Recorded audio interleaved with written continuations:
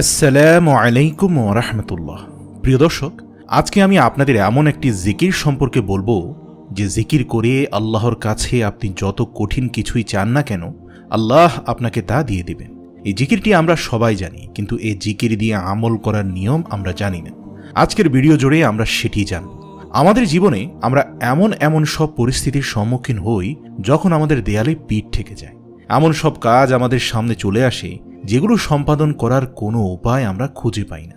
এ ধরনের কঠিন সময়গুলোতে নিজের কার্যসিদ্ধির উদ্দেশ্যে এবং মনের বাসনা পূরণের জন্য আল্লাহর শরণাপন্ন হওয়া ছাড়া আর কোনো উপায় থাকে না। এমন সংকটময় সময়গুলোতে আল্লাহর সাহায্য প্রাপ্তির জন্য রাসূলুল্লাহ সাল্লাল্লাহু আলাইহি ওয়াসাল্লাম আমাদের একটি আমল শিখিয়ে গেছেন। তা হলো ইসমে আজম এর আমল। কিন্তু কি সেই ইসমে আজমের আমল? এই বিষয়ে কি বলে গেছেন বিশ্বনবী সাল্লাল্লাহু আলাইহি ওয়াসাল্লাম? চলুন জেনে নেওয়া যাক। ইসমে আজম হল আল্লাহ তাআলার মহান নাম। ইসমে আজমের মাধ্যমে যদি আল্লাহর কাছে কিছু চাওয়া হয়, তবে তিনি বান্দার সেই চাওয়া পূরণ করে দেন। এই মহান নামের মাধ্যমে আল্লাহকে ডাকলেই আল্লাহ বান্দার সেই ডাকে অবশ্যই সাড়া দেন। এই মর্মে মহানবী সাল্লাল্লাহু আলাইহি ওয়াসাল্লাম থেকে হাদিসের অনেক বর্ণনা পাওয়া যায়। বহু ইসলামিক স্কলার এই সম্পর্কে বলেছেন, ইসমে আজম হল আল্লাহ তাআলার মূল নাম, অর্থাৎ আল্লাহ। আমরা জানি যে আল্লাহ তাআলার অনেক গুণবাচক নাম রয়েছে। সেই সকল নামের মাঝে মূল যে নামটা সেটা হচ্ছে আল্লাহ। এই নামটিকে বেশিরভাগ ইসলামিক স্কলার ইসমে আজম হিসাবে আখ্যায়িত করেছেন। কোনো বান্দা যখন তার অন্তরের অন্তঃস্থল থেকে ইসমে আজম অর্থাৎ আল্লাহ বলে জিকির করে এবং আল্লাহ রব্বুল আলামিনের কাছে মনের একান্ত বাসনা পূরণে কিছু চায়, তখন আল্লাহ তাআলা তার বান্দার সেই চাওয়া কবুল করে নেন। ইসমে আজম সম্পর্কে রাসূল সাল্লাল্লাহু আলাইহি ওয়াসাল্লাম তার জীবদ্দশায় আমাদের অনেক কিছু শিখিয়ে গেছেন।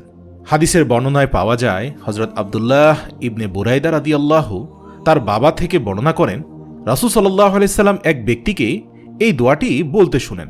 দোয়াটি হচ্ছে, আল্লাহুম্মা ইন্নী আসআলুকা বিআন্নী আশহাদু আন্নাকা আনতাল্লাহ লা ইলাহা ইল্লা আনতাল আহাদুস সামাদুল্লাযী লাম ইয়ালিদ ওয়া লাম ইউলাদ ওয়া লাম ইয়াকুল লাহু কুফুয়ান আহাদ। অর্থ, হে আল্লাহ, আমি তোমার কাছে প্রার্থনা করছি আর সাক্ষ্য দিচ্ছি যে তুমি একমাত্র আল্লাহ, তুমি ছাড়া অন্য কোনো মাবুদ নেই। তুমি একক সত্তা, স্বয়ং সম্পূর্ণ। তুমি কাউকে জন্ম দাওনি এবং কেউ তোমার থেকে জন্মগ্রহণ করেনি, আর তোমার সমকক্ষ কেউ নেই। রাসূলুল্লাহ সাল্লাল্লাহু আলাইহি ওয়াসাল্লাম ওই ব্যক্তির মুখে এই বাক্যগুলো শুনে বললেন, সেই মহান সত্তার শপথ যার হাতে আমার জীবন, নিঃসন্দেহে এই লোক আল্লাহ তাআলার মহান নাম ইসমে আজম এর উসিলায় তার কাছে প্রার্থনা করেছে, যে নামের উসিলায় দোয়া করা হলে তিনি কবুল করেন এবং যে নামের উসিলায় প্রার্থনা করা হলে তিনি দান করেন। সুবহানাল্লাহ।